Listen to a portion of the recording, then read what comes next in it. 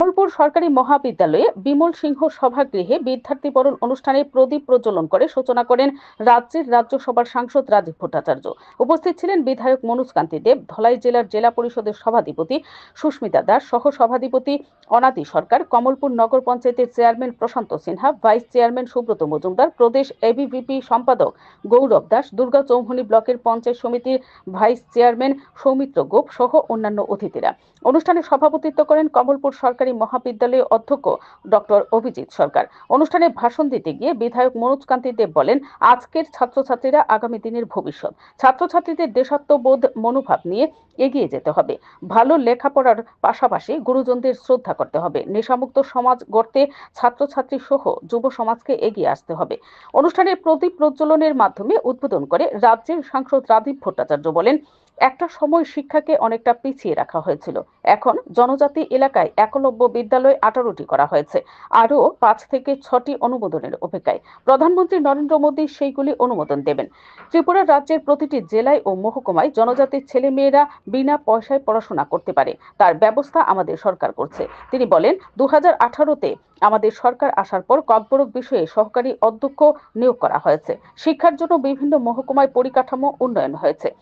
আগামীতে হবে। সাংসদ শ্রী ভট্টাচার্য আরও বলেন, আমাদের মুখ্যমন্ত্রী ক্যাবিনেট সিদ্ধান্ত নিয়ে শুধু মহিলাদের জন্য আলাদা ইউনিভার্সিটি ঘোষণা দিয়েছেন।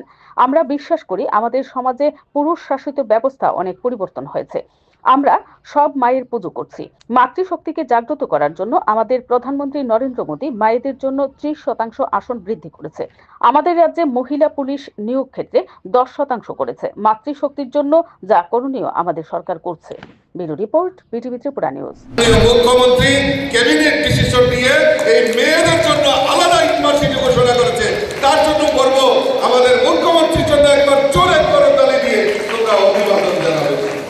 আমরা বিশ্বাস করি, ঠিক আছে বসে যাও, আমরা বিশ্বাস করি যে আমরা এই আমাদের সমাজে পুরুষ শাসিত যে আমাদের ব্যবস্থা তার অনেক পরিবর্তন হয়েছে।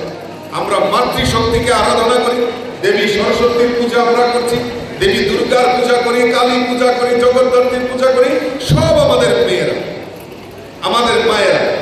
এই মাতৃশক্তির জাগরণের জন্য আমার দেশের প্রধানমন্ত্রী নরেন্দ্র মোদীজিও আজকে 33% রিজার্ভেশন দেওয়ার কাজ আমাদের দেশের প্রধানমন্ত্রী করেছে। আর গতকালকে আরো আমাদের রাজ্যেও 10% রিজার্ভেশন আগেই ছিল।